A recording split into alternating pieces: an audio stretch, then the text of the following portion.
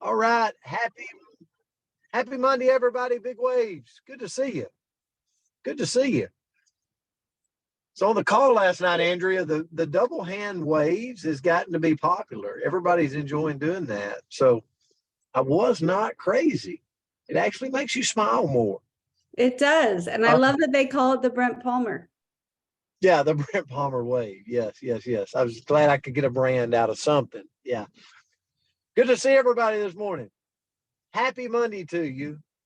It not everybody that tunes in the Coach's Corner is in our company, but for all of you that are, it's an exciting week. We really unveil what we will become, and it really wraps around the word for today. So, Philip, thank you for the word today. Your 2023 word of the year is persevere. Persevere. And I thought, how timely, that we're in a week where we're about to unveil to the world the name of our company, what it will be in its existence. And I thought, so there's a lot of things going through my head. And so I'm going to share kind of my own testimony with you just for a little bit this morning. But definition of perseverance: continued effort to do or achieve something despite difficulties, failures, or oppositions. I'm going to say that again: despite difficulties, failure, or oppositions. I call them border bullies. The bullies that don't want you to go to the next round, right? That kind of stop they surround that border of you stepping out of your comfort zone and doing something different. The quality that allows someone to continue to try to do something, even though it's difficult. So, but Josh Shipp said this, and it really moved my attention to where I was going to go this morning. So, Philip, I hope this adds value to you and everybody. Josh Shipp said, perseverance is stubbornness with a purpose. How many of you are stubborn? Arlene raised both hands. And Enos shook his head. Like Enos did this. So I don't know what that meant, Arlene. So I'm going to go this place this morning. So a couple of years ago, it's been several years ago now, our company, this would have been probably 2012, 2013. Our company got jolted with a bunch of people leaving. And I remember I just went full time in the network marketing industry. I was full time. Like gave up my retirement, gave up everything to go full time, and all this happened. And I'm like, Lord, what are you trying to tell me? That I made a mistake? I remember praying. I remember like being like disenchanted, really like, why is this happening? But I remember hearing a voice, and I like to think it's the man above, that said, stay the course. Stay the course. The road can get bumpy. It can get curvy. It can get, with all kinds of obstacles in it, but stay the course. You were meant to be here. And so I made a decision to stay the course. Now, there's been a lot of times in my life that I've made the decision to quit. Okay. So I could talk about the other side of perseverance, not persevering through moments. But I made a conscious decision that I was not going to back up. And I remember oppositions. I remember those border bullies. I remember people telling me I screwed up. I remember people telling me that I should just go back into education, that maybe this was wrong.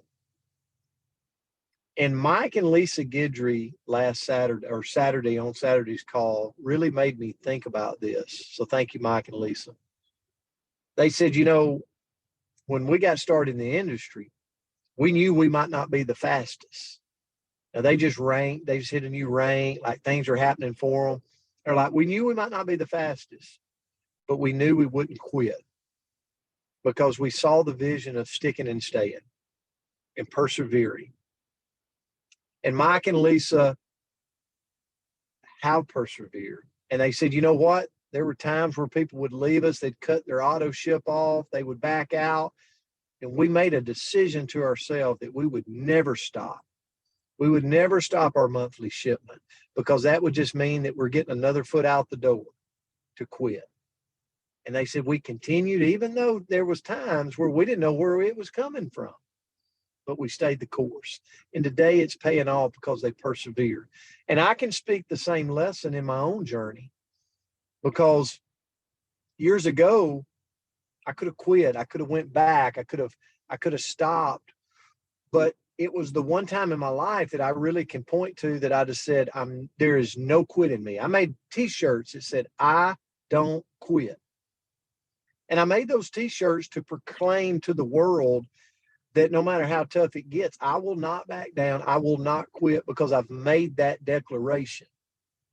And I had those t-shirts printed for a reason.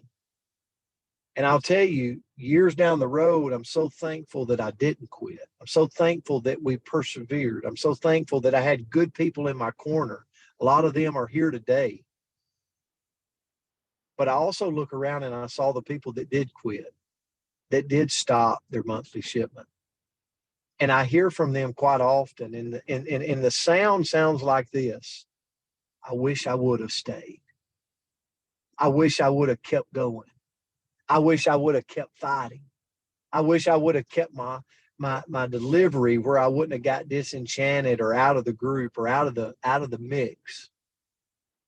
And so I hope that's a lesson for all of us today is if you have a burning desire to do something, maybe it's your health, maybe it's a weight loss goal, maybe it's a relationship goal, maybe it's your business, maybe it's your network marketing business right now.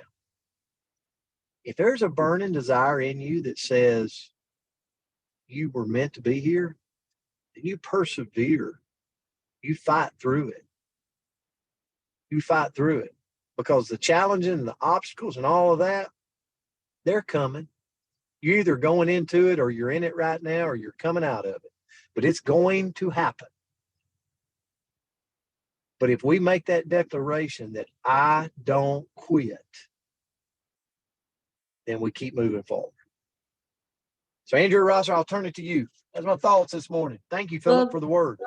That was a great one, Coach. And I loved it. And I remember those shirts. I had that shirt. I wore that shirt with pride. So love it, love it, love it. So my favorite thing about perseverance is that this is a trait that we all can cultivate.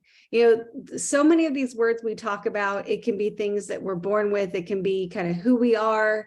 And we might have to fight to try to just eke out a little bit, but this is something that each and every one of us can excel at. And how do we do that?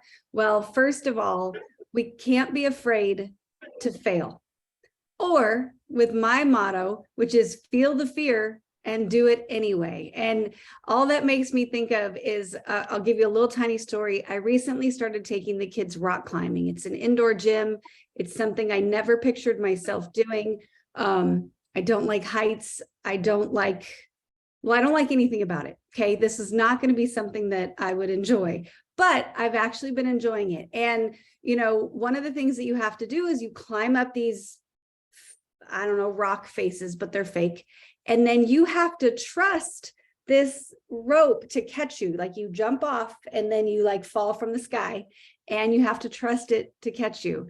And the first week I went, I couldn't do it. Couldn't do it. I just would climb up and then I would suffer and climb back down. And then I would climb up and I would climb back down. Now don't picture real high, but I was doing my best. And then the next time I tried jumping off, like literally from the ground, I would trust it. And then a little bit more. And now I can do it. But I'll tell you, every single time I'm afraid, I squeal a little bit. My faces, I'm sure, aren't great, but I'm afraid, but I persevere and I keep going. And we can do that in a million different ways where we feel that fear, but we just keep going anyway. Next is to focus on a growth mindset. So number 2, focus on a growth mindset. We've talked about that before, but just trying to improve by 1% every day and having the confidence in ourselves to know that we can improve that 1%. And maybe it's just, cutting out ice cream one day a week, or reading one more page from a self-development group or book, or meditate for 1 minute longer, or pray 1 minute longer, make one more phone call. Just that little tiny bit of improvement will absolutely lead us all to great things. So we can ask ourselves, if I do this one thing, if I just do this one thing every day for the next month, or every day for the next year, what will it create for me? How will my life change? Right? Number 3 is understand your challenges.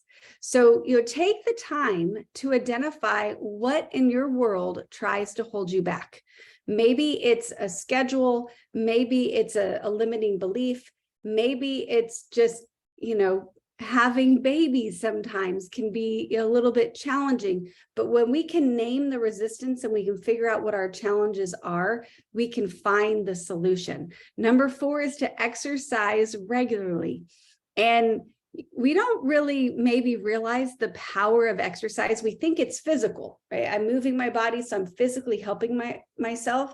But I'll tell you, when I'm consistent with my exercise, what it does for my mentality is incredible. And more of just knowing that I can do hard things, knowing that I can persevere, knowing that I can keep going even when I really don't want to. And so I try to think of that 40% rule. So if you do just a little bit, like maybe you do 40% of something, there's a good chance you'll keep going, right? So if you're going to walk a mile, well, put on your shoes and walk out front.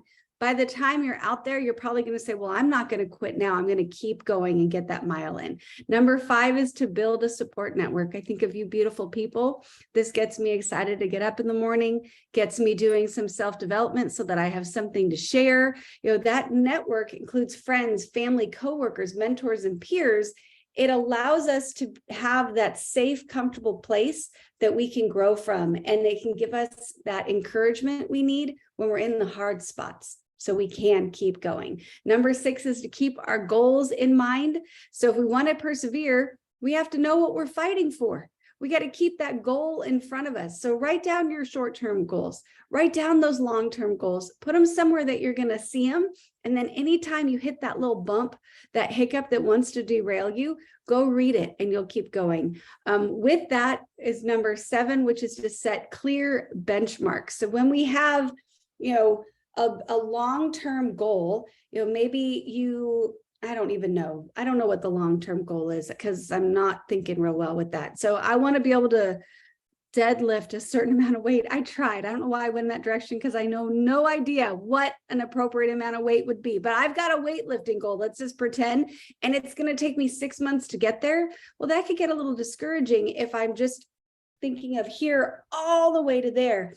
But if I have little benchmarks that are clear, where I know I'm going to lift a certain number of days a week, or I'm going to add by this small amount, well, then it can make me feel accomplished along the way so that I can get all the way to the end. And then lastly is to remember our why. When we know why we're truly doing something, when we have that heart feeling about it, then we can persevere really through anything. Tracy Turnberg actually talked about this the other day, where if there was, and I'm going to screw it up, Tracy, so just bear with me, but if there was $100,000 across the room and there was a baby tiger between me and the $100,000, well, I would go get it, because that tiger wouldn't be that scary. It's just a little kitten, and it's not scary. But if there was a grown-up tiger and it's pacing back and forth in front of it, I'm probably not going to fight for that $100,000. Like, it's not worth my life. But if my baby was on the other side of that, if my heart is on the other side of that tiger, nothing would stop me from fighting to get through to the other side. So when you know what you're fighting for, you can persevere through anything. So thank you for this one, Philip. Thank you, Coach. Hope you all have a beautiful Monday. Awesome word. Thank you, Philip, for that. Happy Monday. Have a great day. Love you guys. Grateful for you. God bless.